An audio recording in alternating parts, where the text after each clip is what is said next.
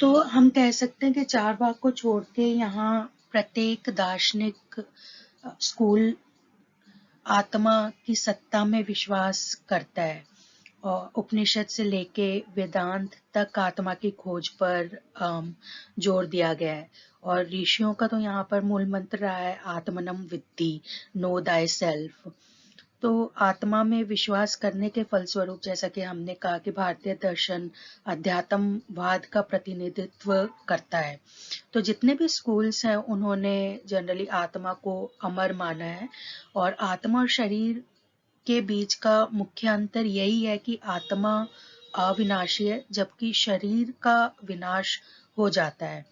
अब अगर हम अलग अलग स्कूल्स के इस आत्मा संबंधित विचार को देखें तो चारवाक आत्मा और शरीर को एक दूसरे का पर्याय मानता है। उन्होंने कहा कि चैतन्य विशिष्ट देहे, इसी को उन्होंने देहे को ही आत्मा माना। उन्होंने बोला कि आत्मा शरीर से कोई पृथक द्रव्य नहीं है, शरीर की तरह आत्मा भी विनाशी है, क्योंकि आत्मा वस्तुतः शरीर ही है, उससे अलग कुछ नहीं है। और इस विचार को, चारवाक के इस विचार को देह आत्मावाद भी कहते हैं।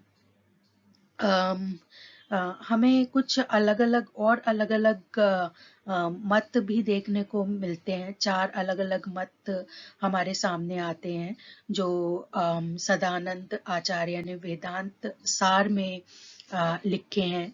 उसमें कुछ चारवाक जो हैं आत्मा को शरीर मानते हैं, कुछ चारवाक जो है आत्मा को ज्ञानेंद्रिय के रूप में मानते हैं, कुछ चारवाक जो है आत्मा को कर्मेंद्रिय मानते हैं, और कुछ चारवाकों ने मनस को आत्मा कहा है।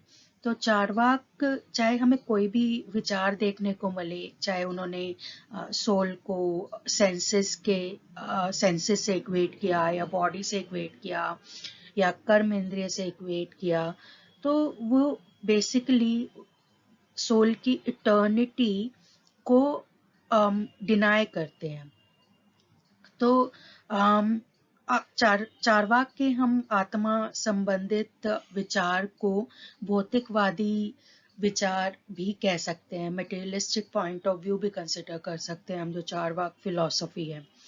बुद्धिज्म को अगर हम देखें तो बुद्धिज्म जो है वो क्षणिक आत्मा की सत्ता को स्वीकार करता है। वो मानते हैं कि आत्मा चेतन का प्रवाह है। उनका विचार जो है वेस्टर्न फिलोसोफर विलियम जेम्स के आत्मा संबंधित विचार का एक प्रतिरूप नजर आता है। उन्होंने, बुद्ध ने वास्तविक आत्मा को इल्यूजन कहकर, भ्रम कहकर व्यवहारवादी आत्मा, एम्पिरिकल सेल्फ को माना, जो कॉन्स्टेंटली, जिसमें चेंज होता रहता है, जो निरंतर परिवर्तनशील है। तो बुद्ध के आत्म विचार को हम अनुभववादी या एम्पिरिकल पॉइंट ऑफ व्यू भी कह सकते हैं। जैन दर्शन में जीवों को चेतन युक्त कहा है। चेतना आत्मा में निरंतर विद्यमान रहती है। वो मानते हैं कि आत्मा में चैतन्य और विस्तार दोनों समाविष्ट हैं। उन्होंने आत्मा को ज्ञाता, कर्ता और भोक्ता माना है। मतलब सब कुछ आत्मा की कैपेसिटी में ही है कि वो क्या बनना चाहती है, क्या नहीं बनना चाहती है। अपने कर्मों का इंजॉयर भी वही है। अपने कर्मों को वो खुद ही भोगता भी है, करता भी है, और ज्ञान भी आत्मा को होता है। और उसमें 4 तरीके की पूर्णताएं उन्होंने मानी है, जो उन 4 गुणों को जो है मूल स्वभाव माना है आत्मा का: अनंत ज्ञान, अनंत दर्शन, अनंत वीर्य और अनंत आनंद को। आत्मा के संबंध में न्याय और वैशेषिक ने जो मत दिया है उसे हम यथार्थवादी मत या रियलिस्टिक व्यू कह सकते हैं। न्याय वैशेषिक ने आत्मा को स्वभावतः अचेतन माना है। तो जैन जो है उसको चेतनाशील मानते हैं। न्याय वैशेषिक भी जो है इटर्नल सोल में बिलीव करते हैं, बट वो कॉन्शियसनेस को उसका एसेंस नहीं मानते हैं, वो उसको एक एडवेंटिशियस क्वालिटी की तरह देखते हैं। वो मानते हैं कि आत्मा में चेतना का संचार तभी होता है जब आत्मा का संपर्क मन, शरीर और इंद्रियों से होता है, तो उसको वो एक एक्सीडेंटल प्रॉपर्टी, आगंतुक गुण की तरह लेते हैं। और मोक्ष अवस्था में आत्मा में चेतना नहीं रहती, बट जैनों की जैन दर्शन में मोक्ष के बाद भी आत्मा को चेतनशील और जो चार मूल मूल गुण की हमने बात की वो आत्मा में रहते हैं। मीमांस तो आत्मा को ज्ञाता कर्ता भोक्ता भी माना गया है। मीमांसा भी न्याय की तरह ही चेतना को आत्मा का आगंतुक धर्म मानती है, और मीमांसा दर्शन में आत्मा को नित्य और विभु माना गया है। वहीं सांख्य दर्शन को अगर हम देखें तो सांख्य दर्शन में आत्मा को चैतन्य स्वरूप माना है, चेतना को आत्मा का मूल लक्षण माना है जैसा कि जैन मानते हैं, और चैतन्य के अभाव में वो कहते हैं कि आत्मा की कल्पना भी असंभव है, और आत्मा जो है निरंतर ज्ञाता रहता है, और आत्मा स्वयं ज्ञान का विषय नहीं हो सकता।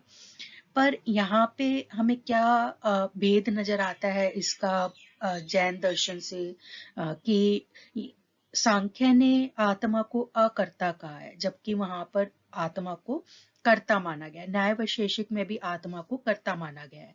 यहाँ पे सांख्य जो है आत्मा को आनंद विहीन और आनंद विहीन मानता है, क्योंकि आनंद गुण का फल है और आत्मा त्रिगुणातीत है, उसमें सत्व रजस और तमस ये गुण नहीं माने गए। शंकराचार्य की बात करें, वेदांत अद्वैत वेदांतीन स्कूल के जो प्रणेता हैं उनकी बात करें तो वो चेतना को आत्मा का मूल स्वरूप लक्षण मानते हैं, और आत्मा को सच्चिदानंद सत चित आनंद स्वरूप कहते हैं। आत्मा न ज्ञाता है न ज्ञान का विषय है।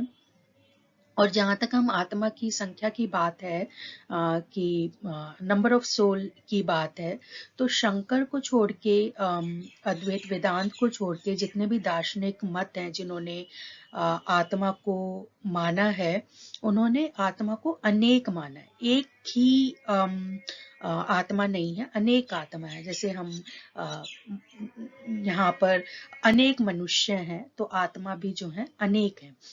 शंकर एक ही आत्मा को सत्य मानते हैं, और न्याय वैशेषिक जो है दो प्रकार की आत्माओं को मानता है, जीवात्मा और परमात्मा। पर जीवात्मा जो है वो अनेक है और परमात्मा जो है वो एक है।